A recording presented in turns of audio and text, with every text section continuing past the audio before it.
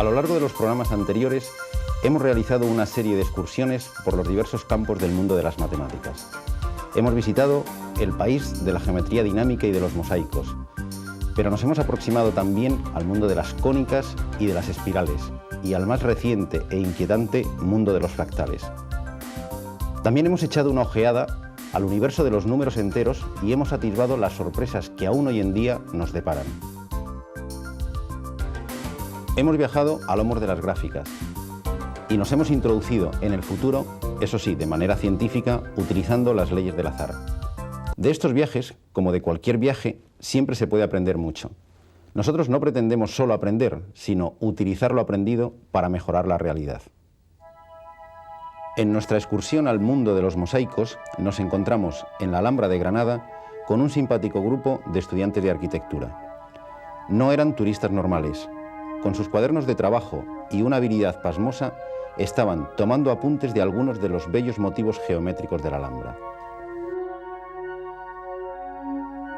Picados por la curiosidad, investigamos a qué se debía su entusiasmo y descubrimos de su mano que la belleza matemática no está reñida con su utilidad práctica. Les acompañamos a su escuela y en una de sus aulas encontramos unas bellas maquetas realizadas por ellos mismos.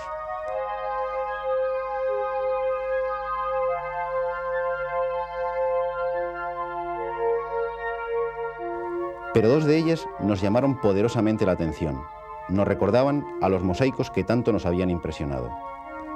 La primera es el diseño de un colegio, pero de un colegio muy especial. Su estructura está basada en uno de los 17 grupos cristalográficos del plano, el grupo P31M.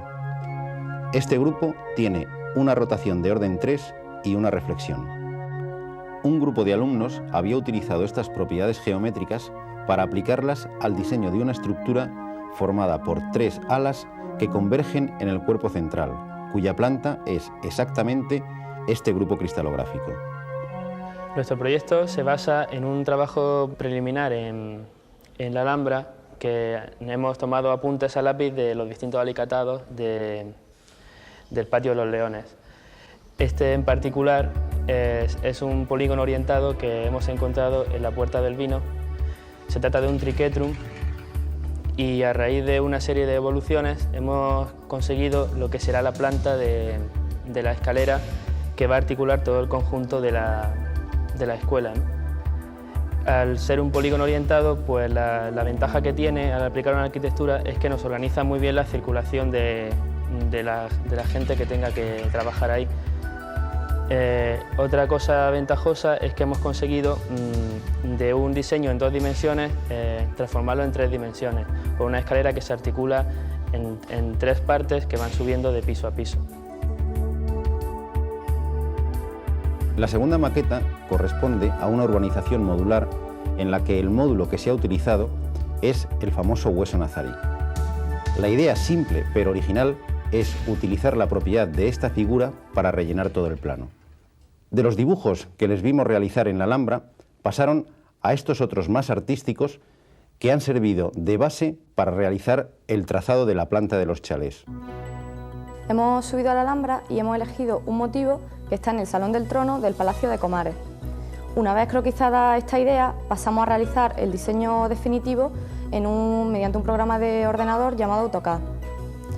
Este programa consiste, en primer lugar, en dibujar el módulo básico y, posteriormente, utilizando los elementos de simetría del grupo cristalográfico elegido, mediante reflexiones y traslaciones, obtenemos el diseño definitivo de lo que es nuestra urbanización. Una vez obtenida la planta completa, se pasa a 3 dimensiones. Ya vimos en el programa dedicado al número E la cantidad de situaciones en las que este número nos sirve como herramienta para interpretar resultados de la realidad. Desde calcular la edad de un fósil hasta predecir la evolución de una epidemia, pasando por la interpretación de los resultados de las encuestas de población. Tal es su importancia que las calculadoras científicas dedican una tecla a la función exponencial asociada a este número y a la inversa de esta función, los logaritmos naturales, los logaritmos cuya base es el número e. Y hablando de logaritmos, tanto los logaritmos naturales como los logaritmos en base 10 son herramientas imprescindibles para medir las magnitudes cuyas variaciones son muy grandes.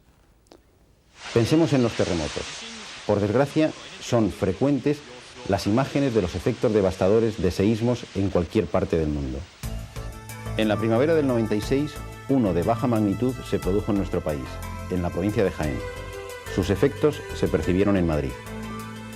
Aunque ahora es frecuente escuchar informaciones que atribuyen a cada seísmo un número para indicar su magnitud, hasta principios de este siglo los terremotos se medían por los efectos devastadores que causaban.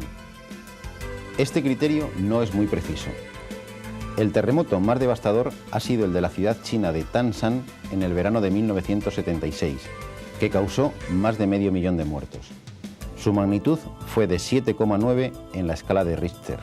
Sin embargo, no ha sido el de mayor intensidad. Se calcula que el famoso terremoto de San Francisco de 1906 alcanzó una magnitud de 8,2 en esta escala.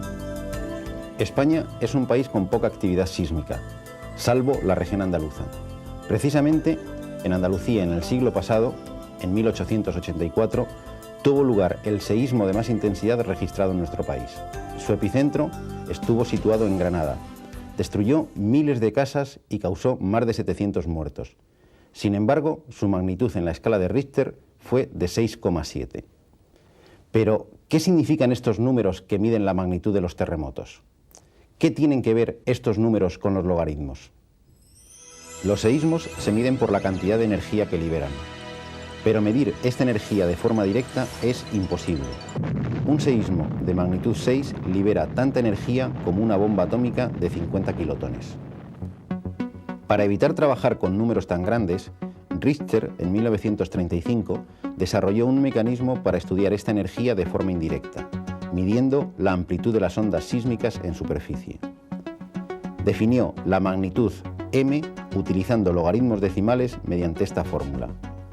M es igual al logaritmo de A más C.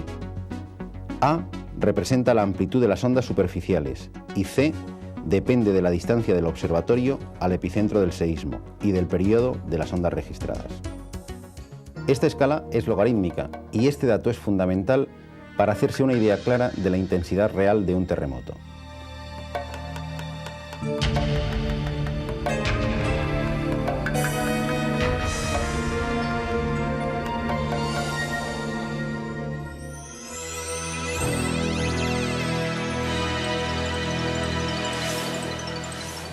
Para comprenderlo, basta saber que el logaritmo de 10 es 1, el de 100 es 2 y el de 1000 es 3. Es decir, un salto de una unidad en la escala logarítmica equivale en la realidad a un salto de 10 veces.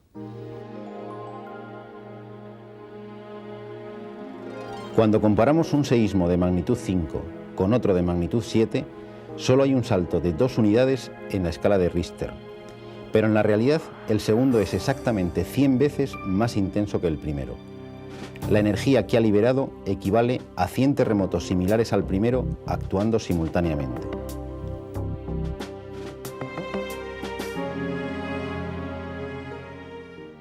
La ventaja de los logaritmos es que crecen mucho más despacio que los números que representan. Por eso constituyen la escala adecuada para representar magnitudes cuyo rango de variación es enorme. No solo la magnitud de los terremotos se mide utilizando escalas logarítmicas. El brillo de las estrellas se mide utilizando una escala logarítmica descendente de base 2,52. Cada 5 saltos en esta escala de magnitud equivalen a un aumento en el brillo de 100 veces.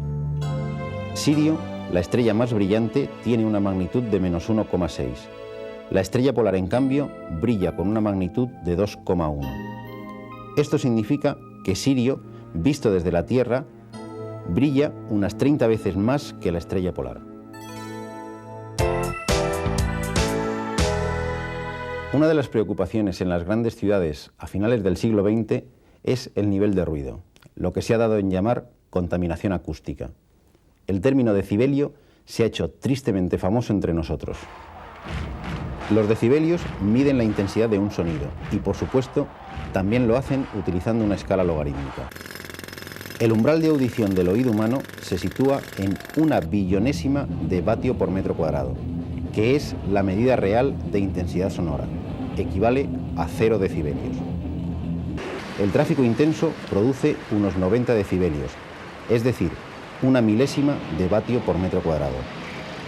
Este salto de 0 a 90 decibelios significa en realidad un aumento de la intensidad del sonido de 1000 millones de veces.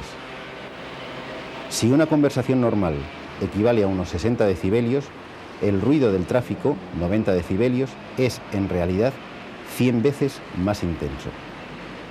Quizás a esto se deba en parte la incomunicación entre los habitantes de las grandes urbes, aunque desde luego la culpa no es de los logaritmos. A lo largo de estos programas hemos visto que las matemáticas proporcionan herramientas muy valiosas para conocer el universo que nos rodea en sus manifestaciones más variadas, pero no solo para conocerlo, sino para hacerlo un poco más habitable. Espero que hayamos contribuido a hacer cierta la frase de Sir Francis Bacon: la historia hace ilustrado al hombre, la poesía ingenioso, las matemáticas sutil.